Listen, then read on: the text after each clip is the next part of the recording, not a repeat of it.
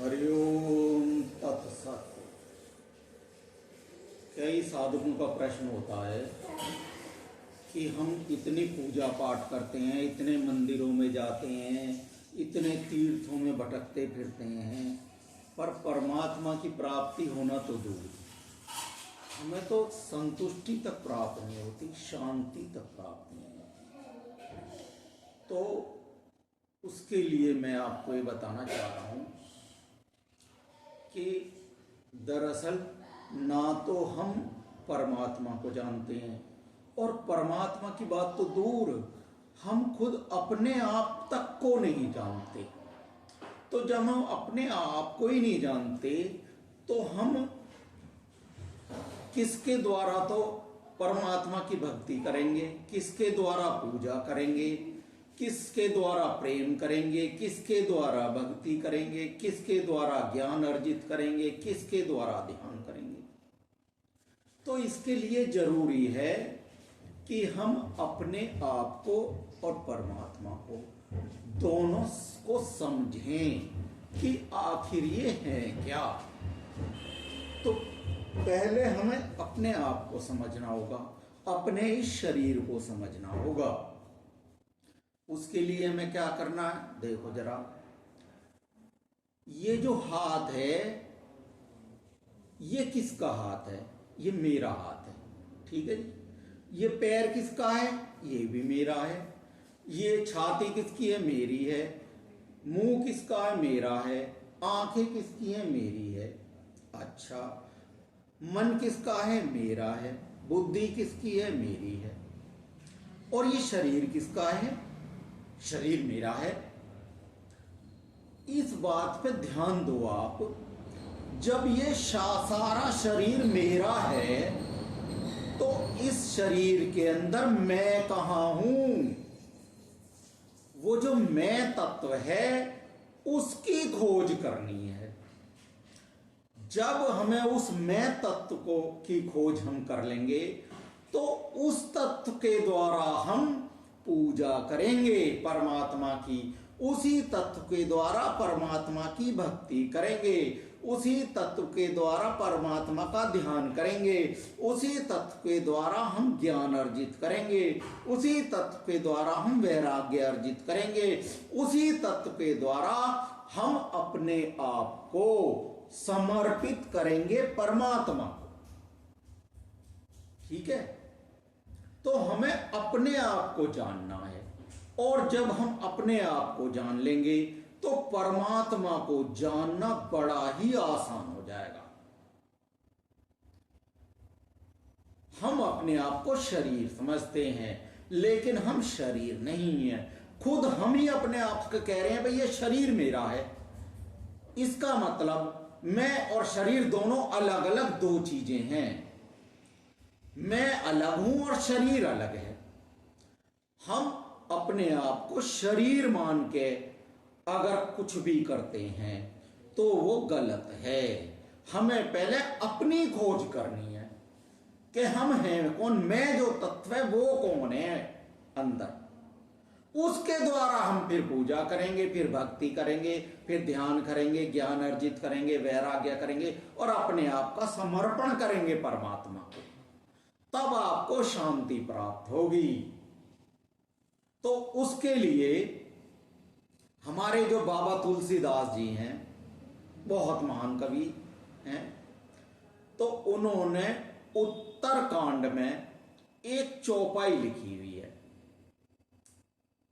क्या लिखी हुई है वो?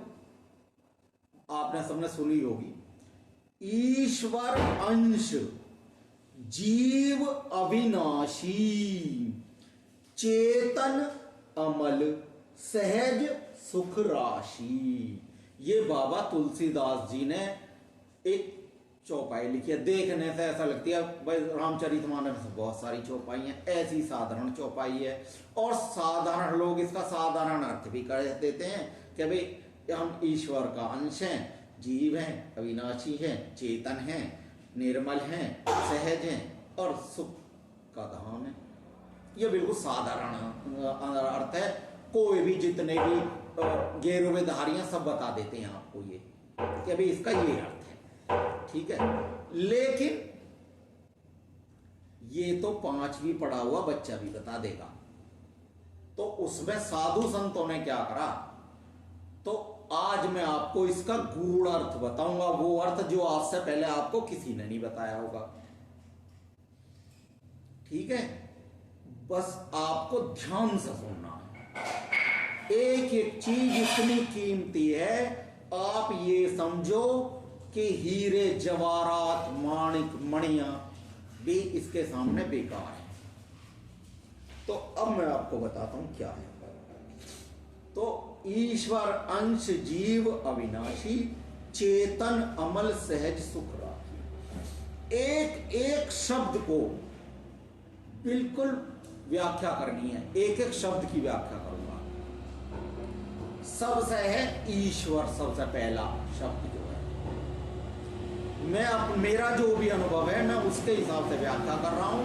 अगर कोई गलती हो जाए तो आप मुझे जरूर बताएं, अगली बार मैं उसे सुधार।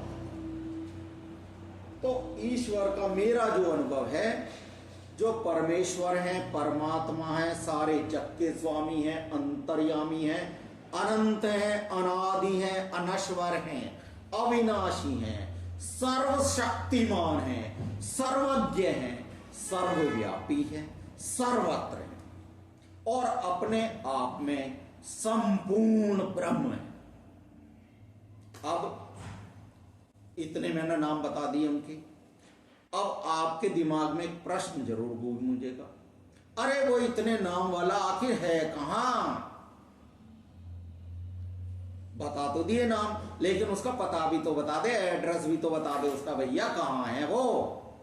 तो वो कहां है भैया? एक लेखक ने कहा है उनके बारे में, कौन कहता है मुलाकात नहीं होती है? कौन कहता है मुलाकात नहीं होती है? अरे रोज मिलते हैं मगर बात नहीं होती है। यानी दिन में न बात जाने कितनी बार मिल जाते हैं, लेकिन हमारी जो इंद्रियां हैं ना, चाहे वो हमारे पंच तत्व हैं, चाहे हमारी कर्मेंद्रियां हैं, चाहे ज्ञानेंद्रियां हैं, चाहे मन है, चाहे बुद्धि है, चाहे चित्त है, सब उन्हें पकड़ने में असमर्थ हैं। हमारी ज्ञानेंद्रियों की बात क्या, इतना शक्तिशाली मन जिसकी तुलना इंद्र से की जाती है, इतनी तेज तर्रार बुद्धि, वो भी सब पकड़ने में उसे असमर्थ है। तो लेखक ने बिल्कुल सही कहा है, कौन कहता है मुलाकात नहीं होती है? रोज मिलते हैं मगर बात नहीं होती है, क्योंकि ये जो शरीर है ना, ये उसे पकड़ कर पाने में असमर्थ है। ना तो आंखें उसे देख सकती हैं, ना जीभ उससे बात कर सकती है, ना नाक उसे सुन सकती है, और भैया ना कान उसे सुन सकते हैं। सब बेकार है उसके सामने। केवल एक ही तत्व है, हमारी आत्मा। जब हम आत्मा की साधना से उसे पकड़ने का प्रयास करेंगे तो पकड़ी जाएगी। वो पकड़ में आ जाएगा तुरंत, ऐसे आ जाएगा जैसा बच्चे की बांह पकड़ लेते हैं ना, बैठ जा भाई यहां, बस ऐसे ही तुम्हारे अंदर बैठ जाएगा। ठीक है, अच्छा अब उसका एड्रेस भी बता दूं, ऐसा है कहां कहां। भैया जो पृथ्वी है ना, पृथ्वी, आपने सुना होगा इसमें एक गुरुत्वाकर्षण शक्ति है, वो न्यूटन ने बताया था। ठीक है, उस पर बड़ी रिसर्चें हुई हैं। एक शक्ति मैं भी बता देता हूं इस पृथ्वी की, वो है इस पृथ्वी की चेतना शक्ति। वो परमात्मा ही चेतना शक्ति के रूप में पृथ्वी के अंदर है, और वो चेतना शक्ति पृथ्वी से बाहर निकलती है। ठीक है, किसी कोई वैज्ञानिक ने आज तक ना बताया होगा, किसी ऋषि मुनि ने, किसी इसने भगवा कपड़ेधारियों ने, दाढ़ी मूंछ वालों ने बताया होगा। मैं बताता हूं वो अनुभव, मैं वो अनुभव बता रहा हूं आपको कि वो चेतना शक्ति पृथ्वी से निकलती है। और हर 90 मिनट में 108 बार निकल जाती है। गिनती भी बता रहा हूं। और वैज्ञानिकों को इस गिनती को ढूंढने के लिए अरबों रुपए की मशीनें लगानी पड़ेंगी, जो मैंने बिना मशीन के बता दिए तुम्हें। वो चेतना शक्ति इस पृथ्वी से हर 90 सेकंड में 108 बार निकल जाती है। उस चेतना शक्ति से ही जो फसलें हैं वो ऊपर की तरफ बढ़ती हैं, ठीक है। और वो चेतना शक्ति हमें भी पोषण देती है, हमारी लंबाई इसीलिए बढ़ती है। और वो चेतना शक्ति जब नीचे जो खनिज पदार्थ पड़े हुए हैं उनमें से वो चेतना शक्ति पार होकर निकलती है ना, तो विभिन्न तापमानों से वो चेतना शक्ति विभिन्न तरह की धातुएं बना देती है नीचे। ये वही चेतना शक्ति है। परमात्मा खुद ही वो उस चेतना शक्ति के रूप में एक एड्रेस बता दिया मैंने तो पृथ्वी में। और बता देता हूं एक गुण उस चेतना शक्ति का। जो लोग ज्यादा जूते चप्पल पहन के रहते हैं उनके मुकाबले जो प्राणी नंगे पैर पृथ्वी पे चलते हैं उनके शरीर का विकास ज्यादा हो जाता है, उनमें ज्यादा फुर्ती होती है, ठीक है, उनकी शारीरिक क्षमता ज्यादा होती है उस चेतना की वजह से ही, क्योंकि उनके संपर्क में वो चेतना ज्यादा आती है, क्योंकि वो सीधे धरती से जुड़े हुए हैं। तो एक एड्रेस मैंने आपको बता दिया, एक एड्रेस उस परमात्मा का ये पृथ्वी है जिसमें वो चेतना शक्ति है। हर 90 सेकंड में 108 बार निकल जाती है वो चेतना शक्ति, ठीक है। यानी पृथ्वी भी हर 90 सेकंड में एक माला परमात्मा के नाम की कर देती है। अच्छा, अब दूसरी बात सुन लो भैया। दूसरा एड्रेस फिर बता रहा हूं मैं उसका। दूसरा एड्रेस है उसका जल में। जल में जो वो परमात्मा चेतना शक्ति के रूप में है उसका नाम है रस। वो रस जब हम जल पीते हैं तो हमारी प्यास बुझाता है और पोषण देता है हमारे शरीर को, ठीक है जी। वो दूसरा एड्रेस है उसका परमात्मा का। वो परमात्मा ही है जो जल में रस के रूप में है। तीसरा बता देता हूं। तीसरा है अग्नि।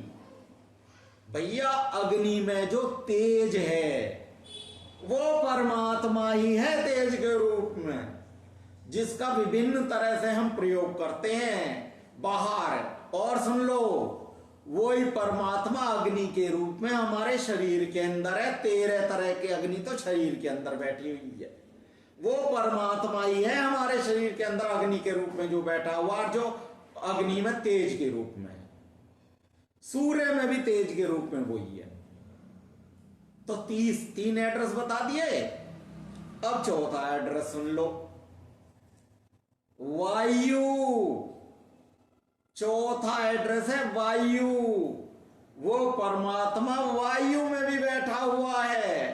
और वायु की चेतना शक्ति क्या है? वायु की चेतना शक्ति है गंध।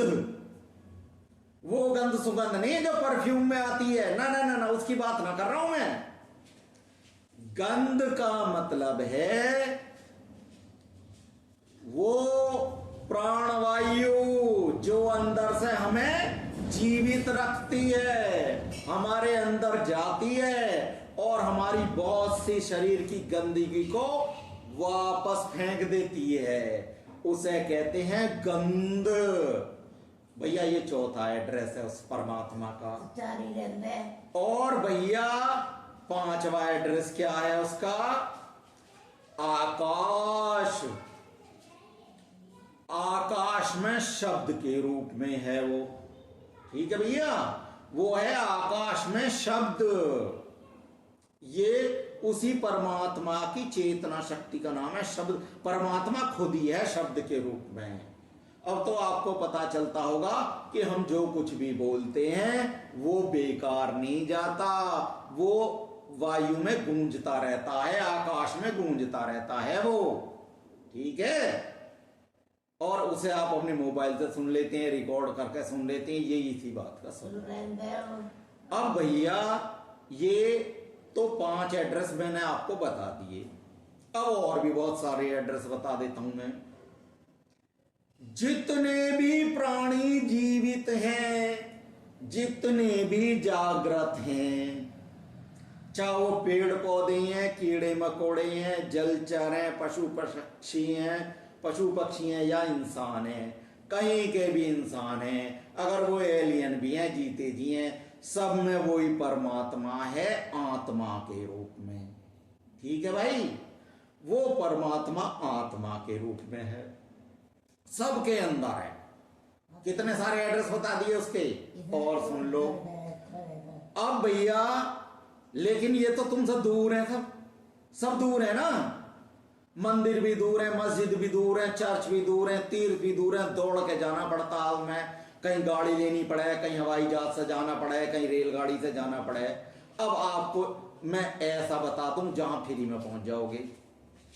भैया उस परमात्मा का तुम्हारे सबसे नजदीक जो एड्रेस है ना, वो तुम्हारा शरीर ही है। वो तुम्हारे इस शरीर के अंदर आत्मा के रूप में बैठा हुआ है। तो अगर उसे प्राप्त करना है परमात्मा को, ठीक है ना, तो अभी तक ईश्वर के बारे में बताया ना, अब आत्मा, ईश्वर अंश, ये ईश्वर का ही अंश है आत्मा। परमात्मा खुद बैठा हुआ तुम्हारे अंदर, ठीक है। लेकिन भैया कोई ऐसा चाहिए जिसने खुद अपने अंदर देख रखा हो और तुम्हारा कान पकड़ के दिखा दे, बैठ जाए मेरे सामने, देख, जैसे मैंने देख रखा ऐसे तू भी देखेगा, ठीक है। उसके प्रति समर्पण तो चाहिएगा भैया। तो ऐसे को ढूंढो किसी को, तो तुम्हें ना मंदिर में भागने की जरूरत पड़ेगी, ना मस्जिद में, ना गुरुद्वारे में, ना चर्च में, ना तीर्थों में। अरे मूर्खो, तुम खुद ही तीर्थ हो, तुम खुद ही मंदिर हो, तुम खुद ही मस्जिद हो, तुम खुद ही चर्च हो।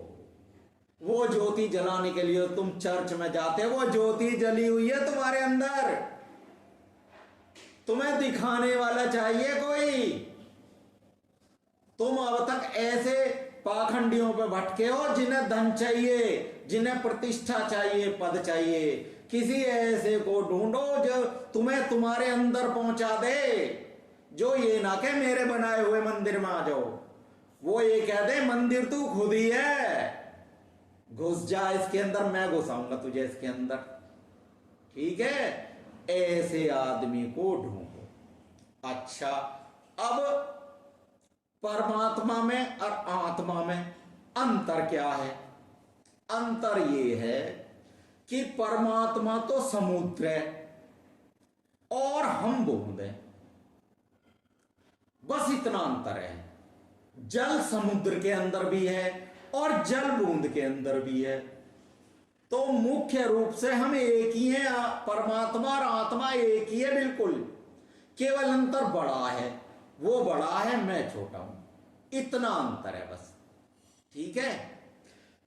लेकिन अब क्या हुआ, ईश्वर अंश, ईश्वर के बारे में भी बताया, उसके अंश आत्मा के बारे में बताया। जीव, अब जीव के बारे में बता रहा हूं। भैया परमात्मा जीव नहीं है, लेकिन ये आत्मा शरीर के साथ मिलकर जीव बन गई है, ठीक है। तो इसलिए हम जीव हैं, परमात्मा जीव नहीं है, क्योंकि वह शरीर के साथ नहीं मिला हुआ, उसने अपना अंश आत्मा शरीर के साथ मिला दिया, तो आत्मा और शरीर मिलकर हो गए जीव, ठीक है। अब अगला देखो, ईश्वर अंश जीव, तीनों के बारे में मैंने बताया। अविनाशी, ईश्वर अंश जीव अविनाशी। भैया आत्मा शरीर के साथ मिलकर जीव भी बन गई, लेकिन उसके बाद भी अविनाशी है। आत्मा मर नहीं सकती, आत्मा कट नहीं सकती, आत्मा जल नहीं सकती, किसी भी तरह से नष्ट नहीं हो सकती। ठीक है, अच्छा, और अविनाशी है तो इसलिए आत्म साधना के लायक है। आत्मा की ही साधना हम कर सकते हैं, और आत्मा की साधना हमें पहुंचाती है हमारी चेतना में। और वो जो चेतना है, मैं उसका छोटी सी बात बता देता हूं उस चेतना की। ईश्वर, अंश, जीव, अविनाशी, चेतन। अविनाशी के बाद चेतन आ गया ना तत्व। तो हालांकि चेतना के बारे में बताना थोड़ा सा बड़ा हो जाएगा, लेकिन बहुत छोटी सी बात बता देता हूं मैं। जब तुम उस चेतना तक पहुंचोगे तो तुम्हें वहां परमात्मा का अपना नाम सुनाई देगा, गूंज रहा है वो नाम। तब तुम्हें उस नाम का अनुभव होगा, और वही परमात्मा का नाम है, वही तुम्हारा नाम है, क्योंकि तुम्हारी आत्मा का नाम हुए, क्योंकि तुम और परमात्मा एक ही हो। वो भी समुद्र का जल है, तुम बूंद का जल हो, तो नाम भी एक ही है तुम्हारा दोनों का। ये जो नाम है सुधीर और रविंदर और सुनील उनील, ये सब तो शरीर के नाम है, असली नाम तुम्हारा वही है।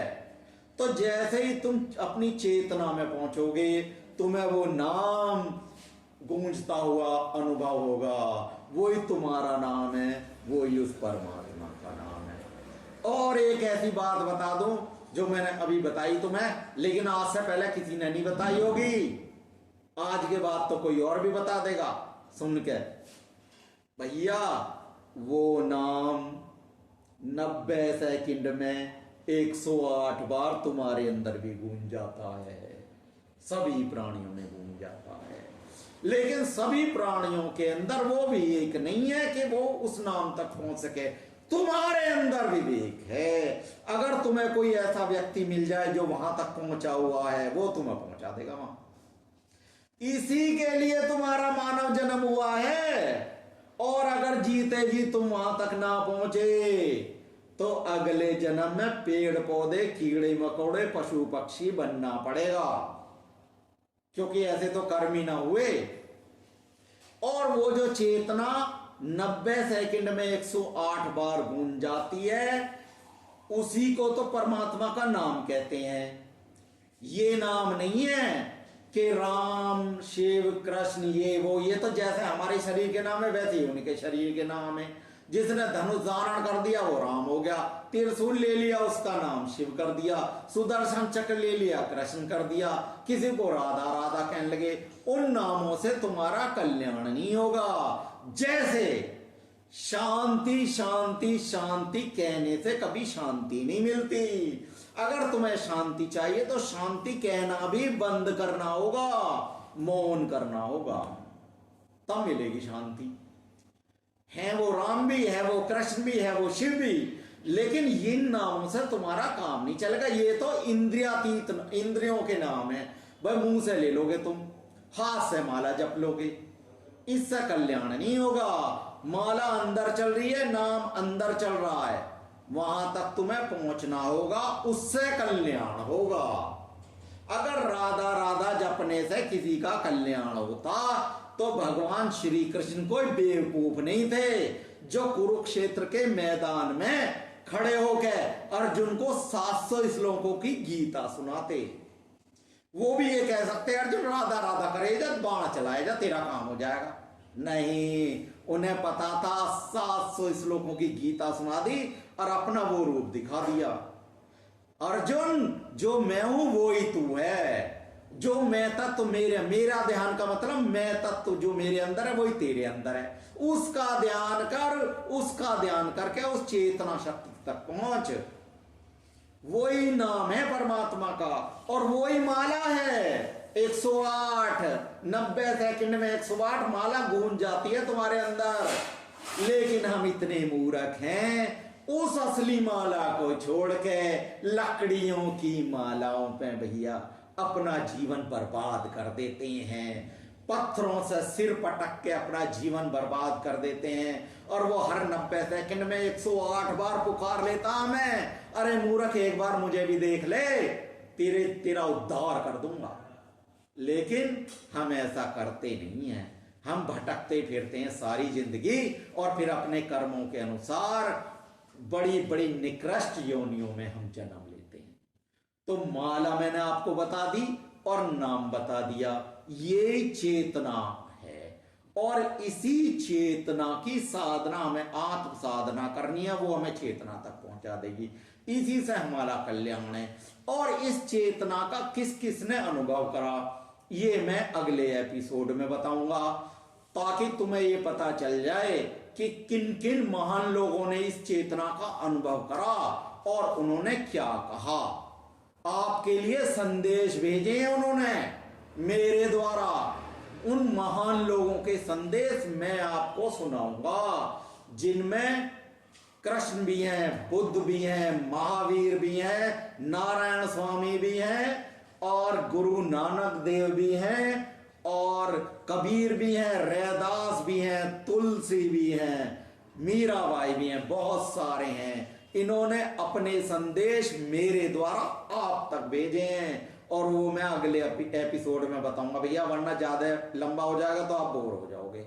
तो बस मैं इसे सुनते रहो, मुझे आपसे कुछ नहीं चाहिए, धन चाहिए ना कुछ चाहिए, केवल इन्हें सुनते रहो और इन पे ध्यान से सुनो। एक एक बात को एक बार समझ में ना आए, 2 बार देखो, 3 बार देखो, 4 बार देखो, 5 बार देखो, बार बार देखो, समझो इन्हें। फिर भी समझ में ना आए ना तो मेरे पास आ जाना, बैठ के अपने सामने ध्यान करवाऊंगा। बस इतना ही कह सकता हूं मैं भैया, शुद्ध बनो, पवित्र बनो, शाकाहारी बनो, सनातन से जुड़ो, औरों को भी जोड़ो। सनातन के अलावा भव सागर से पार होने का कोई रास्ता नहीं है। कहीं भी भटक लो, कितने ही पत्थरों पे सिर पटक लो, कहीं उद्धार नहीं होगा। सनातन से जुड़ोगे, सनातन तुम्हारे अंदर है, तुम्हें पुकार रहा है, तुम ही सनातन से दूर हो चुके हो। आओ मिल जाओ, सनातन के गले लग जाओ, अपना लो इसे, तुम्हारा कल्याण हो जाएगा। और ना होना तो जो सजा किसी अपराधी को मुझे दे देना। बहुत बहुत धन्यवाद।